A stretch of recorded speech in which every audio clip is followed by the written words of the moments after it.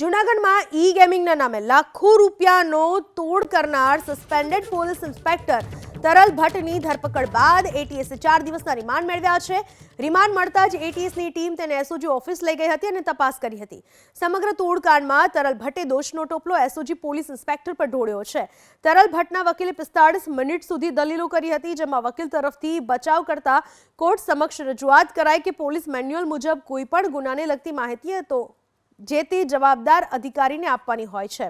જે મુજબ તરલ ભટ્ટને બેંક એકાઉન્ટની વિગતો મળી હતી, જેની ફરજના ભાગરૂપે એસઓજીના પોલીસ ઇન્સ્પેક્ટર એમ ગોહિલે આપી હતી. પીઆઈ ગોહિલે તરલ ભટ્ટ પાસેથી મળેલી વિગતોનો દુરુપયોગ કર્યો હતો.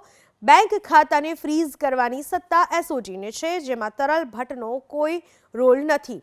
એમણે માત્ર પોતાની ફરજના ભાગરૂપે બેંક ખાતાની વિગતો આપી હતી એમ કહી સમગ્ર દોષનો ટોપલો એસઓજી પીઆઈ અરવિંદ ગોહિલ પર ઢોળી દીધો. તો બચાવ પક્ષે એવી પણ દલીલ કરવામાં આવી કે તરલ ભટ્ટ વિરુદ્ધ અરજદાર કાર્તિક ભંડારીએ પણ કોઈ ફરિયાદ આપી નથી. કેસને મીડિયા ટ્રાયલ બનાવી સરકારના જવાબદાર અધિકારીને સંડોવી દેવાનો કૃત્ય હોવાનો દાવો કર્યો હતો. તો એટીએસે દાવો કર્યો કે તરલ ભટ્ટની અમદાવાદથી ધરપકડ કરવામાં આવી છે. હકીકતમાં પોલીસના ત્રાસના કારણે તરલ ભટ્ટે જાતે જ એટીએસ સમક્ષ હાજર થયા હતા.